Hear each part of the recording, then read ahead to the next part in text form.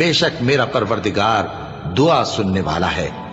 اے پروردگار مجھ کو ایسی توفیق عنایت کر کہ نماز پڑھتا رہوں اور میری اولاد کو بھی یہ توفیق بخش۔ اے پروردگار میری دعا قبول فرما۔